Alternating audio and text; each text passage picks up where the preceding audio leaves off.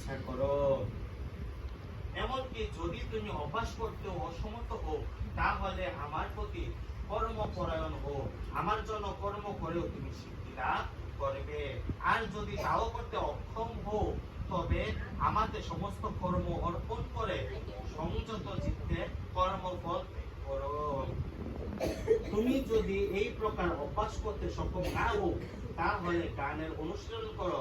গান থেকে অভ্যাস ধ্যান শ্রেষ্ঠ এবং ধ্যান থেকে কর্মফল ত্যাগ শ্রেষ্ঠ, কেননা এই প্রকার কর্মফল থেকে শান্তি লাভ হয়।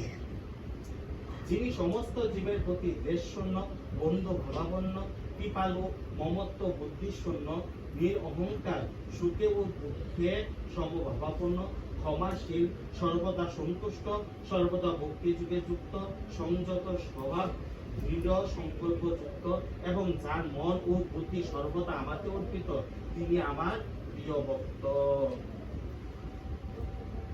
যার থেকে কেউ উদ্বেগ প্রাপ্ত হয় না, যিনি কারো দ্বারা উদ্বেগ প্রাপ্ত হন না এবং যিনি হর্ষ, ক্রোধ, ভয় ও উদ্বেগ থেকে সম্পূর্ণভাবে মুক্ত, তিনি আমার অত্যন্ত প্রিয়।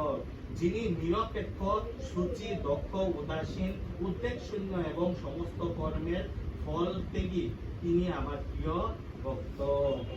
যিনি প্রিয় বস্তুর প্রাপ্তিতে হৃষ্ট হন না এবং অপ্রিয় বস্তুর প্রাপ্তিতে দ্বেষ করেন না, যিনি প্রিয় বস্তুর বিয়োগে সুখ করেন না, অপ্রাপ্ত ইষ্ট বস্তুর আকাঙ্ক্ষা করে না এবং শুভ ও অশুভ সমস্ত বিষয় পরিত্যাগ করেন, এবং যিনি ভক্তিযুক্ত, তিনি আমার প্রিয় ভক্ত। যিনি শত্রু ও মিত্রের প্রতি সমবুদ্ধি সম্পন্ন, যিনি সম্মানে ও অপমানে, শীতে ও গরমে, সুখে ও দুঃখে এবং নিন্দা ও স্তুতিতে সমভাবাপন্ন, যিনি কুসঙ্গ বর্জিত, সংযত বা যৎকিঞ্চিৎ লাভে সন্তুষ্ট, বিভাশক্তি শূন্য এবং যিনি স্থির বুদ্ধি ও আমার প্রেমময়ী সেবায় যুক্ত, সেই রকম ব্যক্তি আমার অত্যন্তই প্রিয়। যারা আমার দ্বারা কথিত এই ভক্তিযুগ রূপ ধর্মামিত্রের উপাসনা করেন, সেই সকল শ্রদ্ধাবান মতপরায়ণ ভক্ত আমার অত্যন্তই প্রিয়।